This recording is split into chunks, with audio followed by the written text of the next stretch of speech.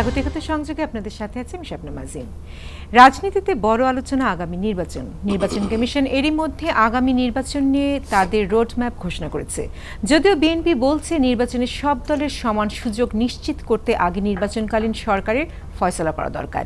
এরই মধ্যে আজকে বিএনপি সোহরাওয়ার্দী উদ্যানে সমাবেশ করার অনুমতি চেয়ে পায়নি। নির্বাচনকে কেন্দ্র করে রাজনীতিতে যে আলোচনা চলছে সেসব নিয়ে আজ কথা বলবো একাত্তর সংযোগে, এবং আমাদের সাথে আজকে অতিথি হিসেবে উপস্থিত আছেন শামসুজ্জামান দুদু, ভাইস চেয়ারম্যান বাংলাদেশ জাতীয়তাবাদী দল বিএনপি। রাজশাহী থেকে যুক্ত হবেন খালিদ মাহমুদ চৌধুরী এমপি, সাংগঠনিক সম্পাদক বাংলাদেশ আওয়ামী লীগ, এবং আছেন অধ্যাপক doctor Zia Rahman, chairman criminology বিভাগ, ঢাকা বিশ্ববিদ্যালয়। স্বাগত জানাচ্ছি আজকের একাত্তর সংযোগে। এবং যেমনটি বলছিলাম শুরুতেই, যদি আমি একটু দর্শককে বলে নিই, আপনারা যে কোনো সময় আমাদের সাথে আসলে যুক্ত হতে পারবেন, প্রশ্নও করতে পারবেন, মন্তব্য তো অবশ্যই জানাতে পারবেন। রাজশাহী থেকে যখন যুক্ত হচ্ছেন আমাদের সাথে খালিদ মাহমুদ চৌধুরী, আপনার কাছেই শুরুতে আসতে চাই। আমরা জানি যে আপনারা আনুষ্ঠানিকভাবে ঘোষণা দিয়েছেন নির্বাচনকালীন প্রচারণার জন্য, এবং সেই ধারাবাহিকতা এই মুহূর্তে আপনারা রাজশাহীতে আছেন। নির্বাচনে যে হাওয়াটি লাগলো তা আসলে রাজশাহীতে কেমন, তা একটু বুঝতে চাই। রাজশাহীতে আপনাকে ধন্যবাদ শবনম। রাজশাহীতে প্রচণ্ড গরম। গতকালকে আমি চাঁপাইনবাবগঞ্জে ছিলাম, তখন প্রায় তাপমাত্রা 40, আজকে হচ্ছে 36, কিছুটা কমেছে রাজশাহীতে। তবে এই গরমের মধ্যেও মানুষের মধ্যে আমি খুব অস্বস্তি লক্ষ্য করি নাই। মানুষের মধ্যে স্বস্তির ভাব আছে। তবে আপনি জানেন যে কয়েকদিন যাবৎ বিদ্যুতের একটা সংকট চলতেছে, সেই কারণে মানুষের মধ্যে এই যে তাপদাহ চলতেছে, এই জায়গাটায় কিছুটা মানুষের কষ্ট আছে। তবে মানুষ যেটা হচ্ছে উপলব্ধি করতে পারছে যে আবহাওয়াজনিত এবং ঝড় এবং টাওয়ার বিপর্যয়ের কারণে এবং আমাদের কিছু গ্যাস সংকটের কারণে আমাদের বিদ্যুৎ উৎপাদন বিঘ্নিত হচ্ছে। মানুষের মধ্যে এই জিনিসটা আমার খুব ভালো লেগেছে যে মানুষ এই বিষয়গুলো এখন উপলব্ধি করছে। এত গরমের মধ্যেও মানুষ কিন্তু এই জিনিসগুলো উপলব্ধি করছে, এই কারণেই যে সরকার যেহেতু বিষয়টা ক্লিয়ার করেছে যে আমাদের এই কারণে আমাদের বিদ্যুতের কিছু সমস্যা হচ্ছে, কাজেই মানুষ আশ্বস্ত হয়েছে। একটা জিনিস আমি এখানে অনুধাবন করলাম যে সঠিক সংবাদটা যদি জনগণের সামনে তুলে ধরা যায়, তাহলে জনগণের কিন্তু সেই ধরনের মানসিকতা আছে সেটা গ্রহণ করার, সেটা যতই কষ্টের হোক না কেন। জি, কিন্তু যখন 1.5 বছর আগেই মোটামুটি এভাবে তোড়জোড় করে আনুষ্ঠানিকভাবে আপনার প্রচারণা শুরু করছেন, তখন সারাটি কেমন মিলছে? না, আমরা তো আপনি জানেন 2016 সালের 22 এবং 23 অক্টোবরে যে আমাদের জাতীয় সম্মেলন হয়েছে বাংলাদেশ আওয়ামী লীগের, সেই সম্মেলনেই কিন্তু আমাদের মাননীয় সভানেত্রী রাষ্ট্রনায়ক শেখ হাসিনা তিনি আমাদের নির্বাচনের একটা দিক নির্দেশনা দিয়েছিলেন, আগামী নির্বাচন। এবং সেই আলোকেই গত 20 তারিখে আমাদের মাননীয় প্রধানমন্ত্রী সরকারি বাসভবন গণভবনে বাংলাদেশ আওয়ামী লীগের একটা বিশেষ বর্ধিত সভা হয়েছে। সেই জায়গায় আমাদের জেলা পর্যায়ে নেতৃবৃন্দরা উপস্থিত ছিলেন। তাদের সামনেও আমাদের নির্বাচনের আগামী দিনের করণীয় কি সেটা উপস্থাপন করেছেন। এবং পরে আমরা দপ্তর সম্পাদক, প্রচার সম্পাদক এবং গ্রন্থনা প্রকাশক সম্পাদকদের নিয়ে আমরা কর্মশালা করেছি। সেটার একটা হাওয়া তো সারা বাংলাদেশে লেগেছে। এবং আমি গতকালকে রাজশাহীতে এসেছি, চাঁপাইনবাবগঞ্জ, আজকে আমি রাজশাহীতে প্রোগ্রাম করলাম সারাদিন ব্যাপী। তা সেটা হচ্ছে যে মানুষের মধ্যে একটা স্বস্তি আছে যে দেশের মধ্যে কোনো সংঘাত নাই, নৈরাজ্য নাই, এবং একটা সাংবিধানিক ধারাবাহিকতা চলছে, এবং আগামী নির্বাচনটা জন্য সব দলই একটা প্রস্তুতি গ্রহণ করছে। এটা একটা আমি দেখলাম একটা ভালো আমেজ বিরাজ করছে। অনেক ধন্যবাদ খালিদ মাহমুদ। আমি আবার আপনার কাছে ফিরবো, চলে আসতে চাই শামসুজ্জামান দুদুর কাছে। যখন খালিদ মাহমুদ বলছেন যে মানুষ স্বস্তিতে আছেন সংঘাত নিয়ে দেশে রাজনীতির মহলেও এবং একসাথে নির্বাচনকে কেন্দ্র করেও, সে সময় আপনারা আসলে মানে সভা সমাবেশের অনুমতি চেয়েও পাচ্ছেন না, আপনি পুরো বিষয়টিকে কিভাবে দেখবেন? জি, আপনাকে ধন্যবাদ। খালিদ সাহেব তার মতো করে রাজনীতির কথা, স্বস্তির কথা, দলের কথা, নির্বাচনের কথা বলেছেন।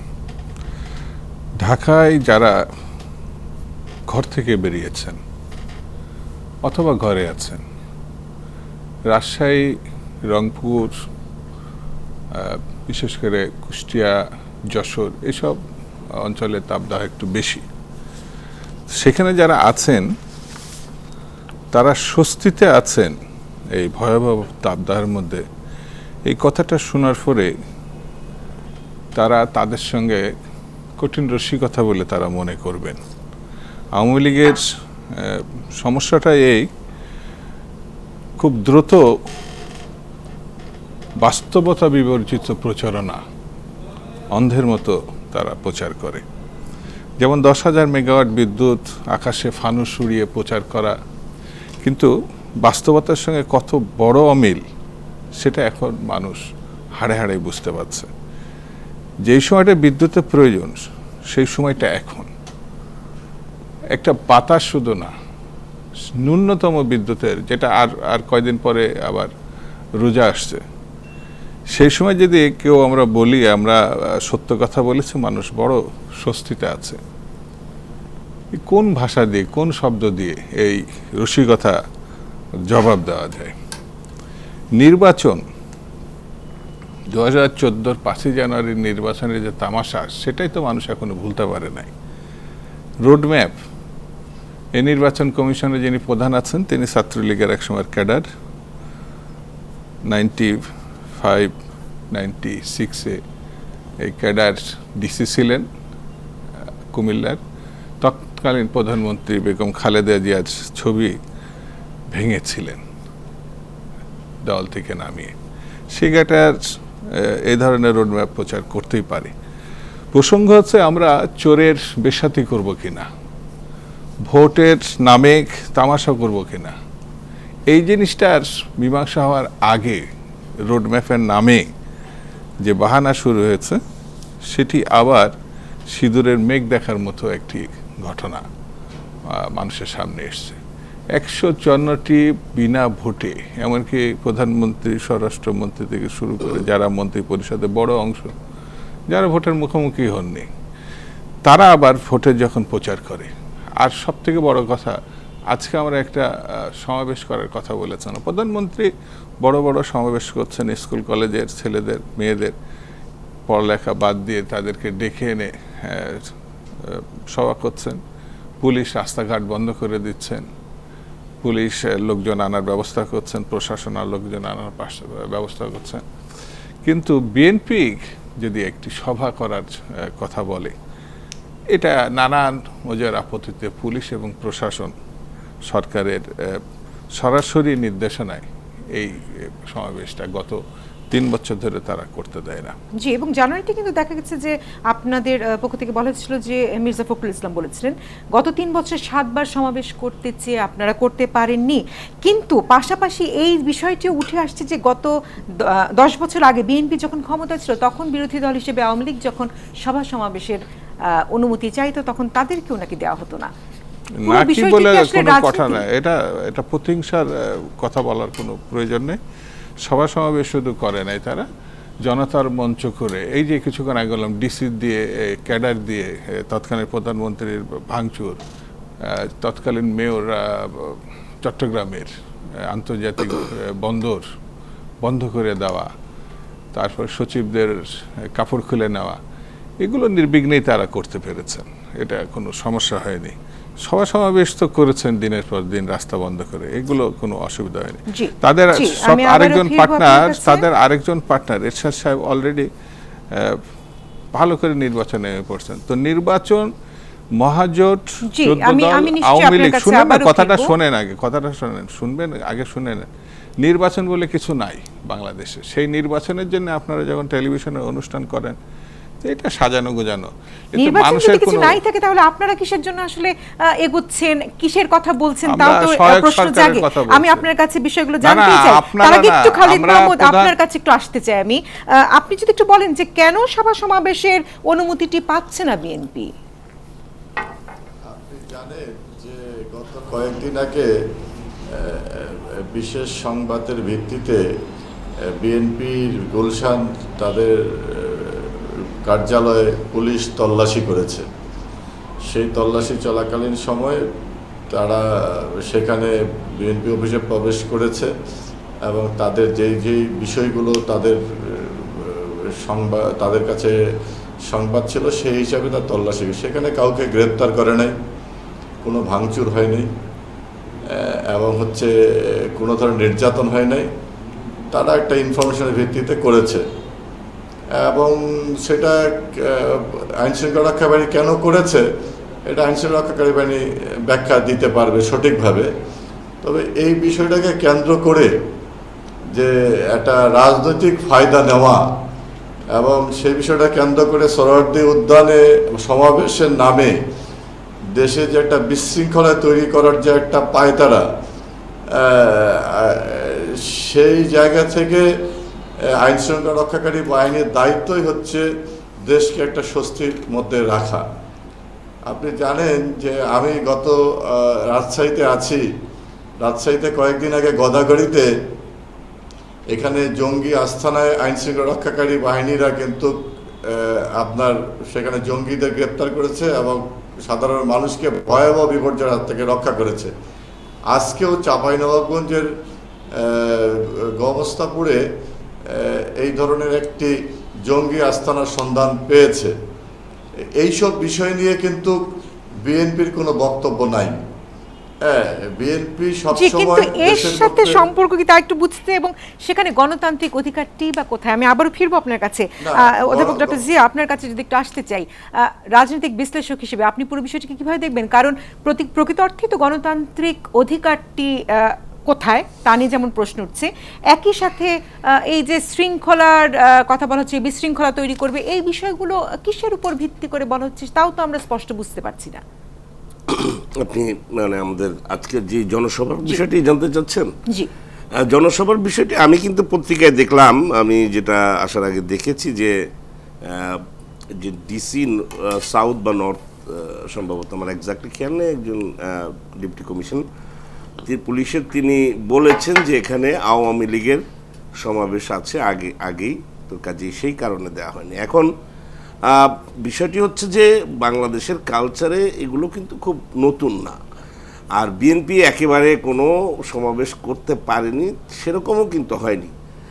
যেমন তল্লাশির বিষয়টি এসছে, দেখেন আপনার নিশ্চয়ই খেয়াল আছে যে আওয়ামী লীগ ক্ষমতায় থাকতে আওয়ামী লীগের যে একটি রিসার্চ সেল আছে যেটিকে আমরা সিআরআই বলি, সেই সিআরআই তছনছ করা হয়েছে, সেখানকার যত কম্পিউটার ছিল সেগুলো জব্দ করা হয়েছে।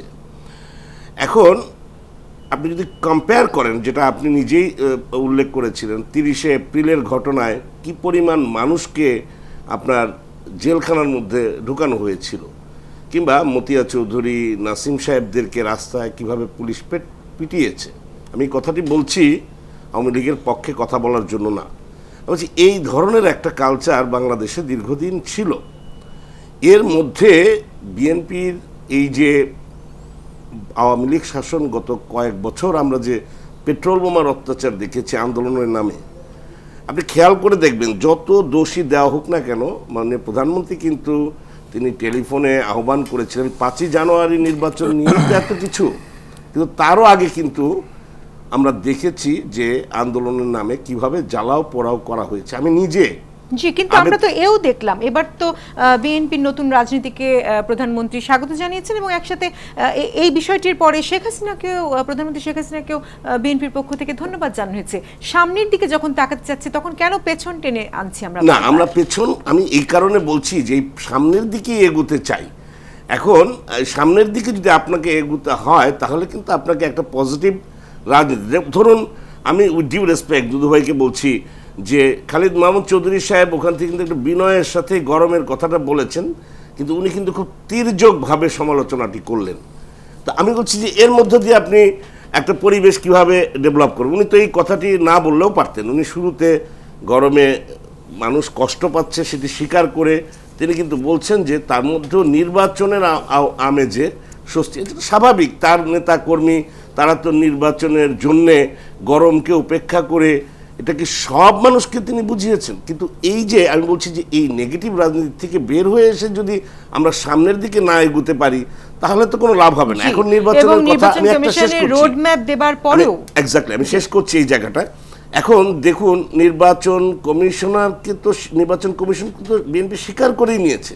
এখন যদি আবার আপনি সেই ক্যাডার বলেন, ছাত্রলীগ বলেন, আবার যদি আপনি সংলাপে যান, তাহলে পরে তো আপনার বৈপরীত্য, এবং আবার যদি আপনি নির্বাচন বর্জন করেন, এর দায় কে নিবে? কথার কথা জি, বলছি। বর্জনের বিষয়টি তো এখন আসেনি, আমি ওটা বলছি না, কিন্তু আপনি যেভাবে নির্বাচন কমিশনকে কথা বলতে, নির্বাচন কমিশন সংলাপ, আপনি খেয়াল করে দেখবেন সংলাপের বিরতির কথা পর ফিরে বলেছে। এসে আমি কথাটি বলতে চাই, কারণ এ বিষয়ে একটু দীর্ঘভাবে আলোচনা করা দরকার।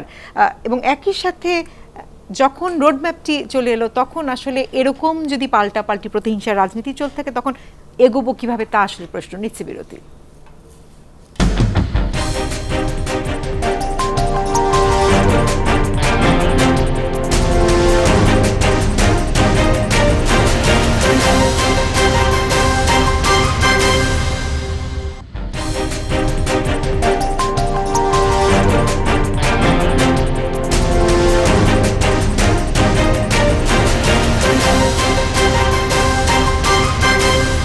কোন পথে রাজনীতি বুঝতে বসেছে আজকের একাত্তর সংযোগে, এবং সেখান থেকে আমি আবারও শামসুজ্জামান দুদু আপনার কাছে আসতেছি। আপনি বলছেন যে নির্বাচনে যখন নেই, আগামীতে নির্বাচন আমরা জানি 2018 শেষে অথবা 19-এর শুরুতে হচ্ছে গিয়ে আমাদের একাদশ জাতীয় সংসদ নির্বাচন, এবং রোডম্যাপটিও ঘোষণা হয়ে গেছে। লেভেল প্লেইং ফিল্ডের কথা বারবার বলা হচ্ছে, কিন্তু অন্যদিকে আবার এই বিষয়গুলো চলে এসছে, এবং রাজনৈতিক বিশ্লেষক ডক্টর জিয়াও বলছিলেন যে অনাস্থার জায়গা বা এই বিষয়গুলো যদি থেকে যায়, সামনে আসলে কিভাবে আমরা এগোবো বা তাকাবো। আমার একটা কথা আমি বলি আপনাকে, জিয়া সাহেব শিক্ষক মানুষ, বুদ্ধিজীবী মানুষ, লেখাপড়া করেন, তো উনি ওনার দলের নেতা খালিদ সাহেব বিনয়ের সঙ্গে একটা কথা বলেছেন, আর আমার ভাষাটা তার কাছে পছন্দ হয়নি, যেহেতু সত্যটা বলেছি। বিনয়ের সঙ্গে যদি কেউ মিথ্যা বলে, যদি কেউ মানে একেবারেই এসির মধ্যে 24 ঘন্টা থাকেন, তাহলে রাস্তায় বেরোলে কেমন লাগছে, এটা জিয়া সাহেবও বুঝবেন না, সরকারি দলের লোকরাও বুঝবেন না, সেটা খারাপ লাগতেই পারে। আমি সত্যটা বলেছি যে রাস্তায় হাঁটা যে কী বিপদ, রাস্তায় বাসে চড়া কী বিপদ, মোটর সাইকেলে চড়া, সাইকেলে চড়া, এটা যারা এসির মধ্যে আছেন তাদের পক্ষে বিনয় দেখানো সহজ, কিন্তু সত্যটার পাশ কাটানো খুব কঠিন। আর আমার খারাপ লেগেছে তিনি যে বিশ্ববিদ্যালয়ের মাস্টারি করেন, ওই বিশ্ববিদ্যালয়ে আমরা একসময় ছাত্র ছিলাম। কিভাবে কথা বলবো, আমার তো মনে হয় বাংলাদেশের মানুষ আমার কথাটা তো শুনে খুব ভালো বলেন না। তো এখন যদি আবার বিশ্ববিদ্যালয়ে পড়তে হয়, বিরোধী রাজনীতি করতে গিয়ে কথা বলা যদি শিখতে হয়, এটা আমার জন্য খুব পেরেশানির ব্যাপার হবে, কষ্টের ব্যাপার হবে। সত্য সবসময় সত্য, অস্বস্তি লাগুক, স্বস্তি লাগুক, খারাপ লাগুক, ঘৃণা লাগুক, বাংলাদেশের মানুষ ভালো নাই। যদি আপনি কিশোরগঞ্জে যান, নেত্রকোনায় যান, সেখানে দেখবেন অভাব কি কাকে বলে। আপনি দেখতে পাবেন পুলিশ যখন কিনা বিচারে ধরে নিয়ে গিয়ে লক্ষ লক্ষ টাকা আদায় করে, অথবা গুম করে ফেলে, অথবা মেরে ফেলে, খারাপ লাগতেই পারে যারা এর সঙ্গে সম্পৃক্ত যে পরিবারগুলো। সরকারের অবস্থান থেকে এটা বোঝা মুশকিল। খালিদ সাহেব বলেছেন যে ওখানে কিছুই হয়নি, একটা গোয়েন্দাদের রিপোর্টের উপরে ভিত্তি করে গেছে। এটা সাবেক প্রধানমন্ত্রীর অফিস, 3 বার প্রধানমন্ত্রী ছিলেন। আমি যদি এখন শেখ হাসিনার গোয়েন্দাদের রিপোর্টের উপর ভিত্তি করে, যেহেতু উনি আছেন, কালকে বিরোধী দলের নেত্রী হন, আর কালকে গিয়ে তার অফিস, তার বাথরুম, তার কম্পিউটারে দিয়ে ভাঙচুর করে, তো এটা যদি তারা বলতে না পারে, আর আমি যদি বলি এটা গোয়েন্দা রিপোর্ট, তারা খুব ভালোভাবে নেবেন, এটা আমার কাছে মনে হয় না। একটা দেশে প্রতিহিংসামূলক রাজনীতি, যেটা জিয়া সাহেব বলেছেন যে কম্পিউটার বেস তাদের যে অফিস ছিল আওয়ামী লীগের, সেটা ভেঙে ফেলা হয়েছে, বিএনপি ভেঙেছে, সেই জন্য আমরাও ভাঙছি, সেটা বলি, তাহলে এটা ঠিক আছে, তাহলে এটা খারাপ কিছু না। আমরা বিএনপি ভাঙছে তো ওরাও ভাঙছে। বিএনপির মহাসচিবকে ঘাট ধাক্কা দিয়ে অফিস থেকে নিয়ে গেছেন, আগামীতে বিএনপিও আবার আওয়ামী লীগের সাধারণ সম্পাদক ঘাট ধাক্কা দিয়ে নিয়ে যাবেন। এই যদি রাজনীতির মীমাংসা হয়, আমি কথাটা শেষ করতে দেখুন, মীমাংসা হয়, তাহলে বাংলাদেশে গণতন্ত্র আছে বা গণতান্ত্রিক ব্যবস্থা আছে, বা মুক্তিযুদ্ধ কোনো কালে হয়েছিল, এটা মিলানো খুব কঠিন হয়ে যাবে। আমার কাছে মনে হয়েছে যে অবস্থা তৈরি হয়েছে তার থেকে বেরিয়ে আসার পথটা কি, এই পথটা অনুসন্ধান করে গণতান্ত্রিক রাজনীতিতে একটা সদিচ্ছার ঘটনা, যেটা 20-30 ভীষণ, যেখানে আমার স্পষ্ট করে বলেছে, আমাদের নেত্রী বলেছেন যে 20-30 ভীষণের 37টি প্রসঙ্গের মধ্যে একটি হচ্ছে প্রতিহিংসার রাজনীতির থেকে বেরিয়ে আসতে হবে বিএনপি, মানুষের ভোটাধিকার প্রয়োগের ক্ষমতা ফিরিয়ে দিতে হবে। তো এগুলো তো গণতান্ত্রিক রাজনীতি। 2 নম্বর হচ্ছে উনি একটা কথা বলেছেন জিয়া সাহেব, আমি বিএনপি করি, বিএনপির একটি দায়িত্বশীল অবস্থানে আছে, উনি আওয়ামী লীগ করেন এবং আওয়ামী লীগের শিক্ষক পরিমণ্ডলের একজন নেতা, উনি বুদ্ধিজীবী বটে। তো উনি বলেছেন যে নির্বাচন কমিশন তো তারা মেনে নিয়েছেন। উনি কোথায় এই তথ্যটা পেলেন আমার ঠিক জানা নেই। তো বিএনপির কথাটা বিএনপির লোকরা বললে আমার মনে হয় ভালো হয়, আর আওয়ামী লীগের কথাটা আওয়ামী লীগের নেতা বা তাদের যারা সমর্থক তারা বললে ভালো হয়। আমি এটা স্পষ্ট করে আপনাকে বলি যে ভাই, আপনি এত তাড়াহুড়ো করলে কি করে হবে? আপনি খালিদ মাহমুদকে 2 বার আমার কথার প্রেক্ষিতে বলতে দিয়েছেন, জিয়া সাহেবকে বলতে দিয়েছেন, আপনিও নিজে প্রশ্ন উঠেছে বলে উত্তরটি জানতে চেয়েছি, আপনি বলুন। আমার তো কথাই বলার কোনো সুযোগ থাকছে না। ডাকেন, খুব বিরতি দিয়ে আছি যে দেখি একটু 71কে গণতান্ত্রিক করা যায় কিনা। তো এখন তো এখানে না আসাই তো আপনাদের পথ বন্ধ করে দিয়ে, আপনারা বলেন, আপনারা শুনবেনই না। আপনি কথায় যখন মূল জায়গাটায় আমি পৌঁছাতে চাবো, আপনাদের এখানে খুব চেয়ারা তো আমি দেখাই না, ওই একবার বলতে একবার হঠাৎ করে আসি, তারপরে যে পরিস্থিতিটা হয় সেটা সুখকর না। জি প্লিজ আপনি বলুন, কারণ হচ্ছে কি সময় স্বল্পতার কারণে আমরা খুব বেশি দীর্ঘ আলোচনা যেতে পারি। বলেন আপনার মতো করে যেটা শুনতে চান, আপনার আরো 2 জন আছে তাদের কাছ থেকে শুনে আপনি অনুষ্ঠান শেষ করেন। জি, আপনার কথাটা শেষ হোক, তারপর আমরা যাই, আপনি বলুন। ভাই, আমি তো কথাগুলো বলার জন্য আপনার কাছে আসছি এবং আমি আপ্রাণ চেষ্টা করছি কথাগুলো সদুত্তর দেওয়া, এবং সেই কথাগুলো সদুত্তর দিয়ে একটি পরিস্থিতিটা তৈরি হোক। বাংলাদেশের রাজনীতির যে নির্বাচনের দিকে যাবে, 5টি জনসভা যদি মাননীয় প্রধানমন্ত্রী শেখ হাসিনার নৌকা মার্কা ভোট চাওয়ার জন্য করেন, তো বেগম খালেদা জিয়া তো 4টা জনসভা করতে পারেন, একটাও করতে পারবেন না। এবং একটাও সব গোয়েন্দাদের রিপোর্ট, আওয়ামী লীগ চাইছে বা শহীদ রাসেলের স্মৃতিমঞ্চ চাইছে, আমাদের একটাও করতে দেবেন না গত 3 বছর ধরে। সেখানে আপনি রোডম্যাপ জারি করা বা প্রণয়ন করা বা নির্বাচনে হাওয়া তোলা, এটা কি করে সম্ভব? আমরা ভোটই যেতে পারবো না, আমরা ঘর থেকে বেরোতে পারবো না, আমরা অফিসেই বসতে পারবো না। আমাদের মূল বিষয়টা হচ্ছে যে একটি নির্বাচন দরকার।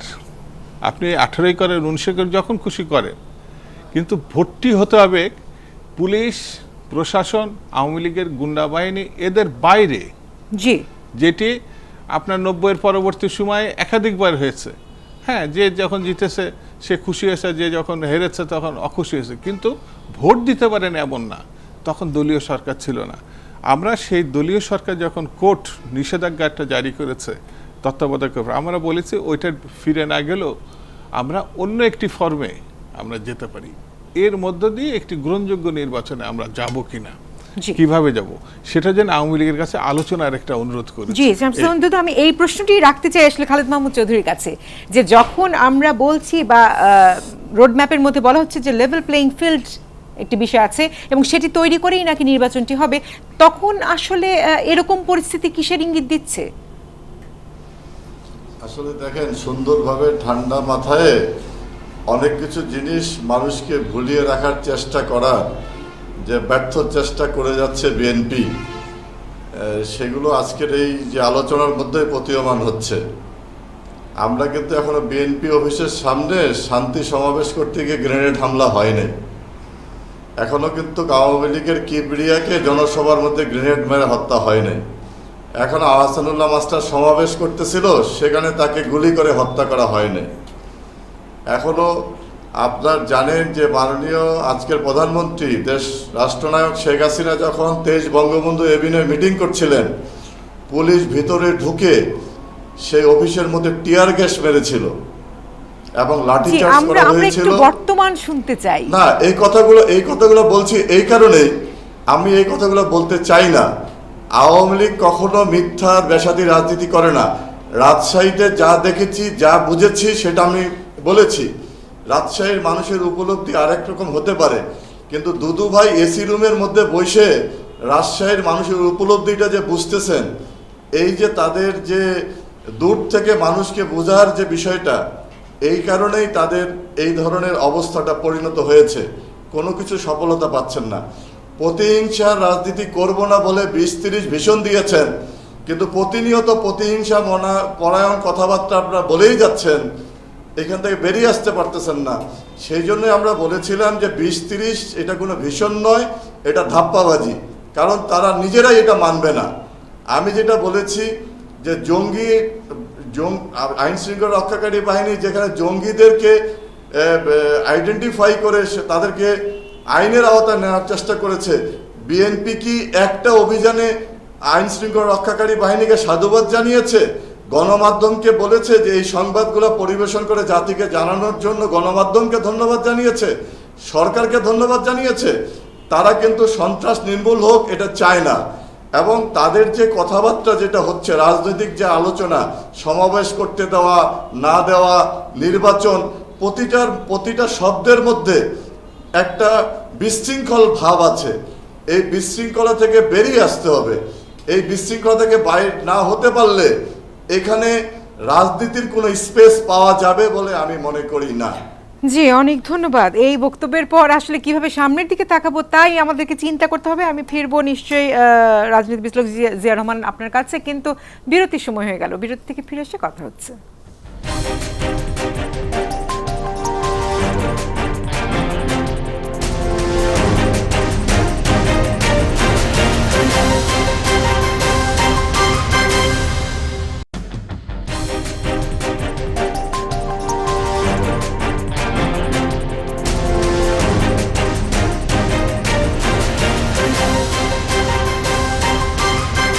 ফিরলাম একাত্তর সংযোগে। কথা হচ্ছিল কোন দিকে যাচ্ছে রাজনীতি, এবং সেখানে ডক্টর জিয়া আপনার কাছে একটু প্রশ্ন রাখতে চাই। আগামী 1.5 বছর সময়ে আসলে দুই দলকে আস্থার মাঝে আনার জন্য কোন পথে যেতে পারে বলে আপনি মনে করেন, বা কোন পথেই বা যাবে? আমি ব্যক্তিগতভাবে মনে করি, দুধভাই যাই বলুক না কেন, this is my personal opinion, যে আলটিমেটলি বিএনপি নির্বাচনে আসবে এবং বিএনপি সব কিছুই মেনে নিবে। আপনি যদি দেখেন, মানে আজকে দুধভাই এখানে কয়েকটা কথা বলেছেন কন্ট্রাডিক্টরি, কারণ তাদের একজন যিনি মুখপাত্র, তিনি নির্বাচন কমিশনে গিয়েছেন, তিনি এসে বলেছেন সিইসি একজন সজ্জন ব্যক্তি, পত্রিকায় এসেছে, আর উনি বলছেন তিনি ক্যাডার ছিলেন। তো কাজেই এটি তো কোনো একটা মানে দায়িত্ব জ্ঞান সম্পন্ন নেতার উক্তি হতে পারে না। আপনার কোনটা সত্যি? আমরা রিজভী আহমেদের কথা সত্যি মনে করব, না দুদু ভাইয়ের কথা সত্যি মনে করব?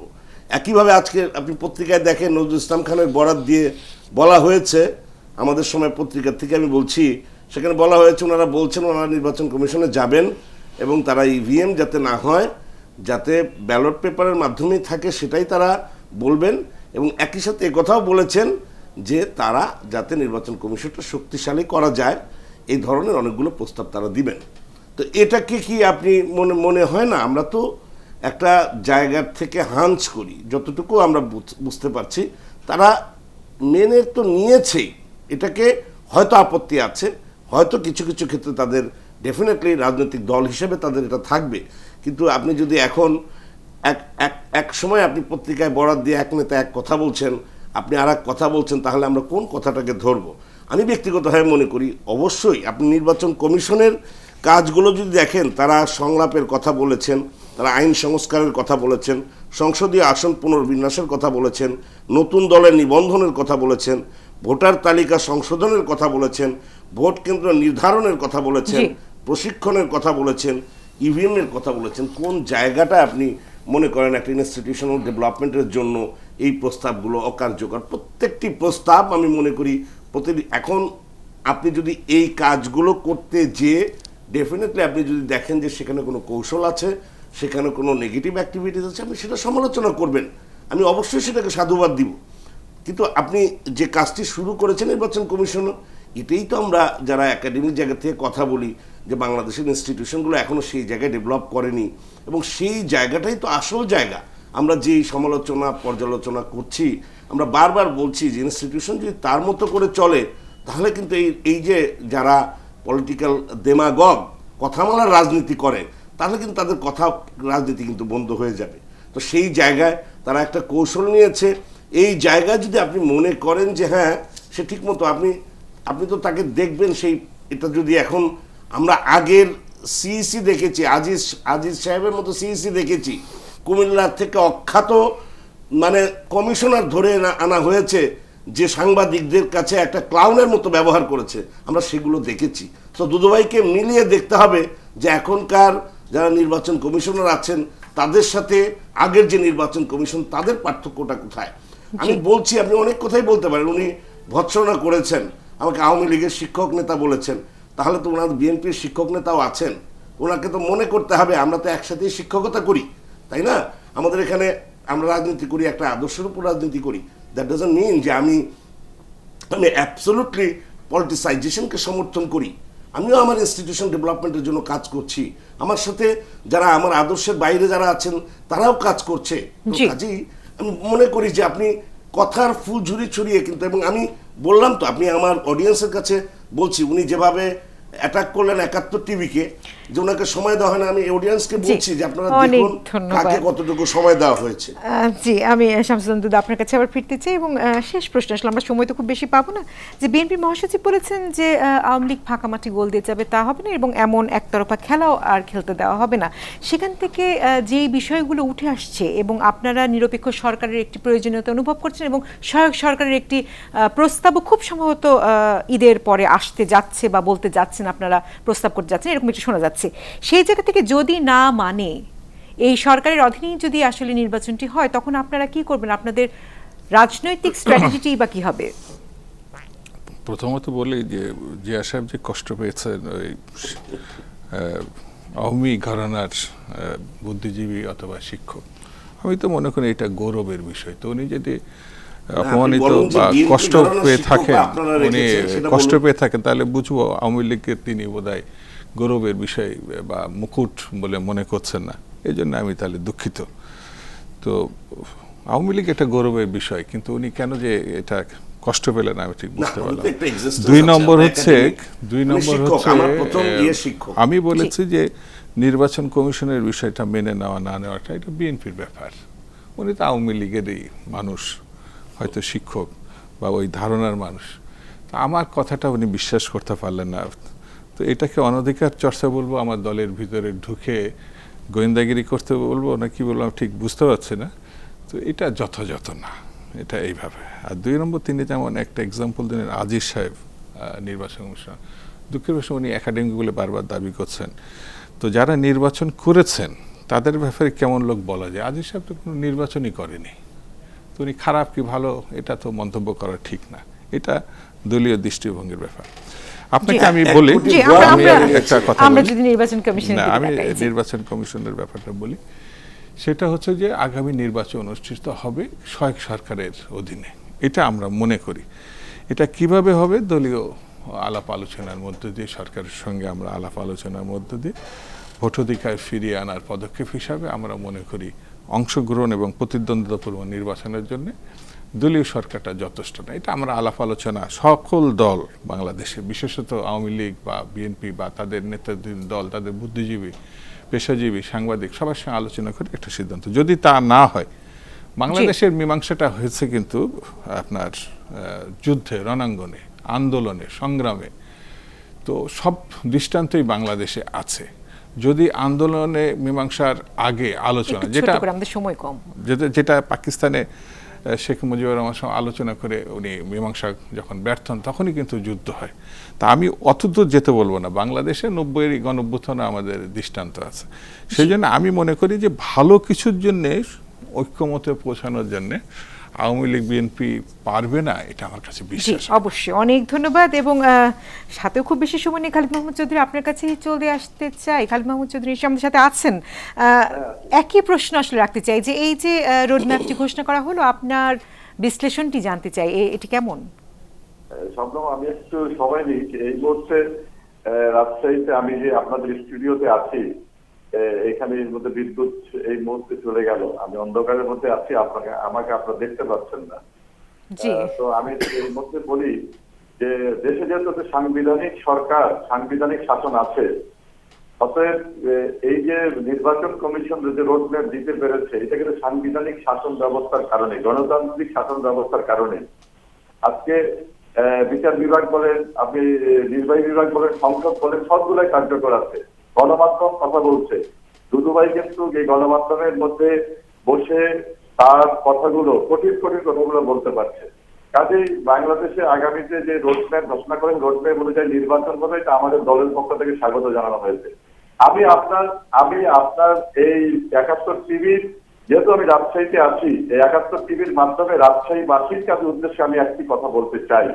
আমি যেই কারণে বলেছি যে অস্বস্তির মধ্যে নাই, সেটা হচ্ছে যে সরকার এই রাজশাহীর মানুষের জন্য ৫০০ কোটি টাকা বরাদ্দ করেছে। সেটা যে সিলিকন সিটি হবে, এটা ১০,০০০ তরুণ যুবকের কর্মসংস্থান হবে, নব থিয়েটার হবে, এবং ১৭৬ কোটি টাকায় 2টা বাইপাস এবং রাজশাহী বিশ্ববিদ্যালয় থেকে সাহেব বাজার পর্যন্ত 4 লেনের রাস্তা হবে। আমি যখন এটা জানতে পেরেছি, তখন রাজশাহী যেই ভবনে বসে আমি আছি, এই ভবনের কিন্তু 4তলা ভবন, এটা এই ভবনের অর্ধেকটা ভেঙে ফেলা হবে। আমি যখন 4তলায় উঠি, তখন বাড়িওয়ালার সঙ্গে আমার দেখা হয়েছে। তিনি বাড়িওয়ালাকে বললাম, আপনার ভবন তোকে ভেঙে ফেলা হবে। না, ভেঙে ফেলা হোক, তবু যানজট নিরসনের জন্য আমার 4তলা বললেন রাস্তা দরকার।